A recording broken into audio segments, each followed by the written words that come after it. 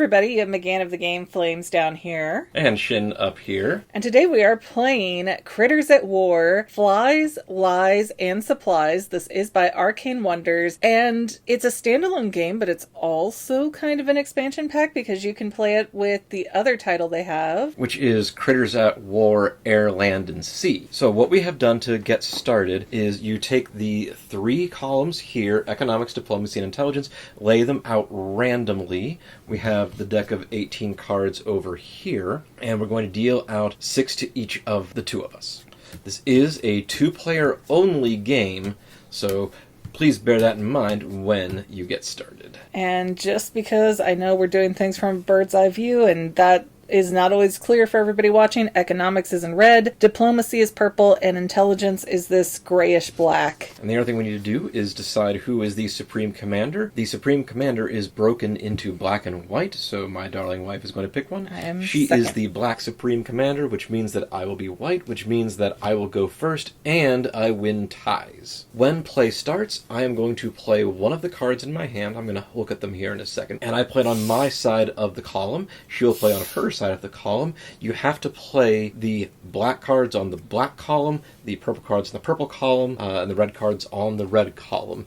There will be things that will add little supply tokens for bonus points, and you can play them either face up, which you have to play them in the respective column, or you can improvise and play it as a basic number 2 card, and you can place them in any column. Hopefully it'll all make sense as we get started. You ready? Yes. Well, let's start this off. Okay, I know what I'm going for. We'll keep this easy to start since I go first. I will play either something face up, something face down, or the other option is to withdraw from the fight. You'll notice here that your opponent will get points depending on how many cards are left in your hand when you withdraw. So it becomes very apparent that you are not going to win this fight. You can go ahead and withdraw and they'll only get 2 points out of it, versus if you wait too long, they'll get a full 6. And we might as well point this out that the Player 2 card has different numbers than the Player 1 card.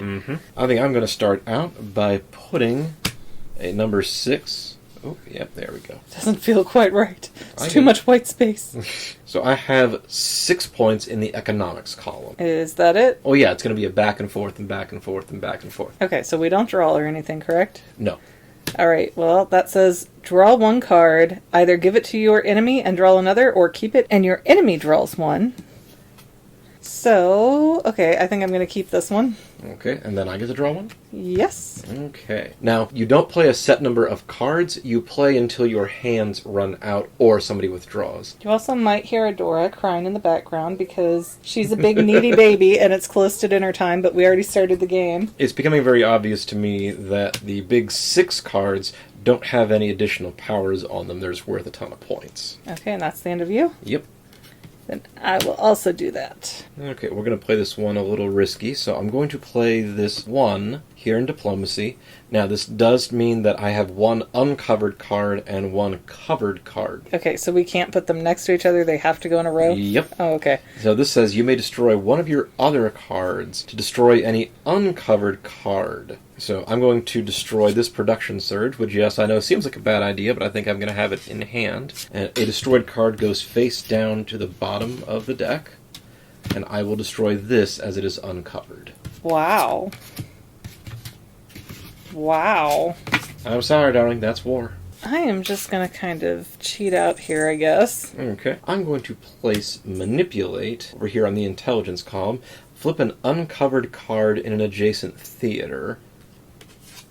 Flip this one, and now all of a sudden I've got 8. I'm not quite sure how this one works, but we're going to try out Envoy, which says after you play a card in an adjacent theater, you may move this card so that it covers that card. So the lightning bolt means that it has 1 instantaneous effect. That's it. If it has the little Ouroboros, the infinity symbol, then it has an ongoing effect. I'm going to also improvise and place this one face down. I am going to play Arms Race, gain 2 supplies in any theater, then your enemy chooses a different theater and gains 2 supplies there. So I'm going to put my supplies in diplomacy. Okay, so grab one of those. Okay, it's the +2. Yep. Make sure it's on your side so we remember who it belongs to. It is on my side. I'm going to do mine over here. Oh yeah, and then I can envoy this over. Yep. I assume face up still? Yep. is after you play a card in adjacent theater, this is adjacent. Oh, I'm also blind because that's red, so let me put that in the right section. Thankfully, diplomacy is in the center, so both of these are adjacent, but intelligence and economics are not adjacent. Well, if I had accidentally laid in intelligence and put it in economics, it wouldn't have worked for the sanctity of the card anyways. I'm still good here, at least for the moment. I'm probably not going to win this one, so I'm going to try and shore up things over here. There's no regular drawing, because I'm almost out of cards. Yep, that's the point. Okay, we're going to do this. Okay, and then I'm in Spy Network. For each of your face-down cards in an adjacent theater, gain +3 strength in this theater. So I've got one face down here, so I get a +3 over here. Okay, so now we tally how well we've done in this particular go-around. 1, 2, 3, 4, 5 versus 1, 2, 3, 4, 5, 6, 7. I win on the intelligence side. 6, 8, 10 versus 5, 7, 9. I win on diplomacy. And 2, 7, 9 versus 2 in economics. You win the economics front. And because the envoy moved over, we do count that as red, not purple? Okay. Correct. Yes. You cannot place him any place except diplomacy, but he can get moved around. Since I control the majority of the theaters, that means that I win this particular battle, and since nobody withdrew, I get a full 6 victory points. So, how many battles do we do, or how do we know when the game is over? Play until 12 victory points, which is why it may be in your best interest to withdraw if things aren't looking too good, or if your hand isn't especially strong. Worst case scenario, it's going to be 3 rounds then, more than likely, yes? I mean, unless there's withdrawals. Without withdrawals, yeah. Okay, so then we, I guess, reshuffle here? Yep, so here's what happens. To quote-unquote reset the board, so intelligence moves over here, and now economics is adjacent to both of them. Put all of our cards face down back in the draw pile. Take our Supreme Commanders and flip-flop them. So now you'll be going first, and you'll win ties. I'll give these a very quick shuffle. I feel like I have a better idea of how to beat you now. Mm-hmm. I definitely made some mistakes there, too, but this is all growing pains. This is all figuring everything out, getting to ask questions, and then trying to have a good time. Yeah, I still feel like I'm wrapping my head around this a little bit. Not that the mechanics are hard per se, but some of the cards, I'm not quite familiar enough to really get what their powers are. The way they interact is a bit more convoluted than I was expecting. Not like in a bad way, but you gotta be paying really close attention. There's only 18 cards, come on. What I really should have done is made sure I read through my entire hand first. 2, 3, 4, 5, 6.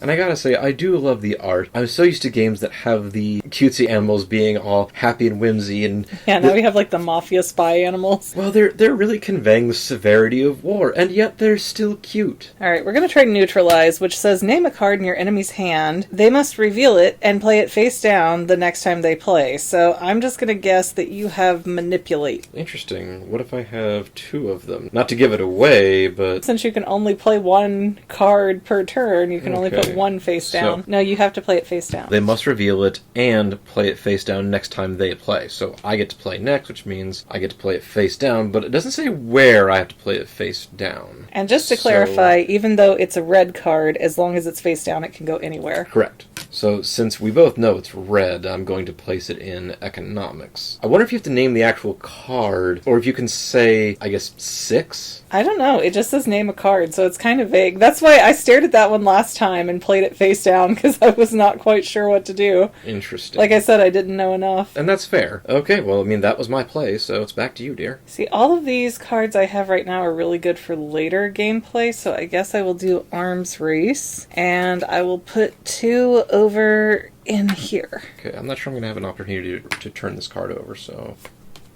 So the 6s obviously are the biggest number you can put on one of these columns, but they don't gain any additional powers with it. Alright, we're going to try this one again. I'm not quite positive I've got the rules on this right. Surveil. Your enemy must reveal a card. You may reveal a card, a lower card, to flip any uncovered face-up card. Reveals from our hand, so I reveal a 3, the other manipulate, you already know about. Okay. So you may, if you want, reveal a lower card. I'm going to reveal... I mean, you don't need to, because if you flip an uncovered face-up card, it goes to a 2. Yeah, so I want to flip that one.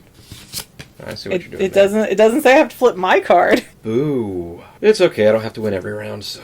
Okay, 6 over here. I'm going to play Envoy for now. So I'll put give and take here, draw 1 card, either give it to your enemy and draw another, or keep it and your enemy draws 1. And give that to you and try again. Okay, I can make do with that. I'm going to do Leverage, which says you may reveal a card to flip an uncovered card lower than or equal to your reveal card. Not quite sure I'm understanding the context, but I'm mainly after the points right here, and it says may, so I will let you talk me through what that even means. You reveal a card, and whatever its value is, you can flip an uncovered card, so face up. Because remember, this is uncovered, this is covered. So it would basically be in my benefit to flip one of your cards. Yes, but it has to be lower than the card you reveal. So you're going to have to reveal a 6 to flip either of these. That's why I said I was just going to use it for the points, but I did want to explain that because it seemed a little convoluted. I'm going to play Manipulate, flip an uncovered card in an adjacent theater. So the only adjacent theater is Economics, and the only uncovered card, well, I suppose I could flip mine. But isn't it covered if it's face down? This is an uncovered card, but this is an uncovered card, and now this is a covered card. Covered versus uncovered has nothing to do with face up or face down. This is a face down card at the moment. I believe it can be in my interest to flip this. Then I guess I will play Requisition. You may reveal a card to gain 2 supplies in that card's theater. So I will reveal purple. I assume that means it goes to purple, yes? 2 supplies. So there we go. Okay, I will play Manipulate over here. Flip an uncovered card in an adjacent theater. Oh, rude. Well, at the moment, we're still tied, and you win ties. I have 1 card left. That's all I have left to play. It says you may destroy one of your other cards to destroy an uncovered card. Unfortunately, I do not have any other cards to destroy, so it says may. I'm pretty sure you can destroy anything that's on the board. Destroy only means it goes back into the draw. Oh. Oh, I feel like I should give advice, but I don't want to. Okay. I have no idea what's in there. But you implied it might be Economics, so I guess I'll destroy this now that you've made it worthless. And I'm going to get rid of your 3 Manipulate that you just used on me. Okay. So yeah, I was going to lose Economics either way. Ooh, all right. My only question is, should I have withdrawn there? Well, it wouldn't have changed anything. So, okay, let's see. I got 5, 6, 7, 8, 9, 10, 11. You have 11. I win the tie, because I'm number 1 this time. Okay, I have 10 versus your 2, so I take Economics. I have 9. Versus my 5, so you take this one, which means you get those 6 points. Chonky chonky. And I assume withdrawal is basically just like folding in poker, like I'm out and nobody plays anymore? Exactly. Well, since it's the 2 of us, I withdraw, so you basically automatically win since I won't be... Oops. Oh, face up. Could very well be our last hand unless somebody withdraws. 1, 2, 3, 4, 5, 6! I will start with Arms Race, which is a 5 in Economics. I gain 2 supplies in any theater, and I believe I want that to be in Intelligence. Your enemy chooses a different theater and gains 2 supplies there. So you can gain +2 in either Diplomacy or Economics. I guess we'll do Diplomacy for now. Okay, let's start with Surveil. Your enemy must reveal a card. First step. Insight, which is the... I don't know how this works. It says you may reveal a lower card to flip any uncovered face-up card. So if I reveal a 1, is that lower, or is that just... Okay, well then there's no point in me continuing. You thwarted me. I imagine the idea is that I want to keep a lot of my big number cards there until the end so your cards can't mess with them. So the later you use that, the more likely I am to have higher number cards in my hand. Okay, I will then play Manipulate. You may flip an uncovered card in an adjacent theater. Oh, so rude. Alright, let's try this, and I feel like you have an Envoy. Oh! They must reveal it and play it face down the next time they play. Although the points don't really change. It's just the effect that's taken away, so... No kidding. On the other hand, that means unless I can flip it back up, I can't push it back and forth. I feel like we need points here. Yeah, I guess I'll just shore up over here. Then I'm going to play Manipulate. Flip that card, please. In an adjacent theater, you can only do here. That's rude. Okay, well then, excuse me. Gray Manipulate. I'll flip the red one. There you go. Hey, if we're going to do it, we're going to do it right. You're technically correct. I got a little overeager. Okay, so I play Insight. It says use an uncovered instant ability as if it were on this card, so I'll flip an uncovered card in an adjacent theater. That's so rude. Fine. I think I pretty much have this one, so I'll play this one face down here. I'm giving up on economics. Dun dun dun! Oh, excellent, because I have another Manipulate right here. Flip it. Oh, no! Okay, so I clearly take economics.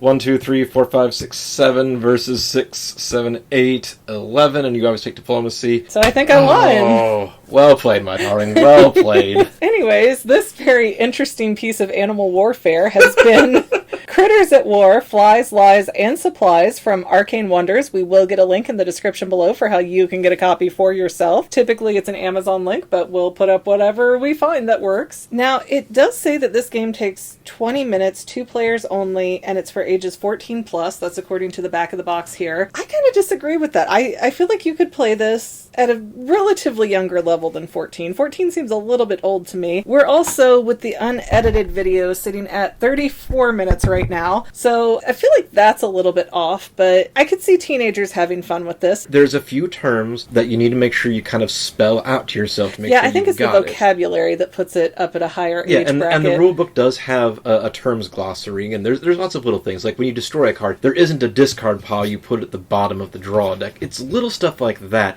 as long as you're familiar with it, this is a solid game. It plays easy, it goes fast, it's got good intuitive rules, how you change the theaters to have them be adjacent to each other, first player, second player. It's very intuitive, it goes pretty quick, you just need to make sure you're familiar with the terms. I really think that somebody at 10, 12 probably be able to handle this. I will say, yeah, the terms were kind of throwing me off because uncovered, I was thinking, that was covered, that was uncovered. So if you're not the rules reader, like my husband here is the rules reader for us, and then he explains it to me, and sometimes he explains it great, and sometimes he does not explain it as great. I'm on a timetable, I can't help it. I do think before you want to try and pull this out at a family reunion and get competitive with it or something, you do want to get everybody through a couple rounds so they go, oh yeah, okay, this makes more sense now. It is cute though. It is really cute. I would play the other one, and you can combine it with the other one, so that would be, would you still use the same rules, or is it a whole different set of rules then? That's an excellent question. Maybe we'll see if Arcane Wonders is willing to let us review that one. Okay, well then, other than that, we will remind you guys to please like, subscribe, comment, and or share. All of that good stuff is free for you and really helps us out. We always appreciate your support, everyone. And of course, remember that the family that plays together stays together. Thanks, everyone. Bye.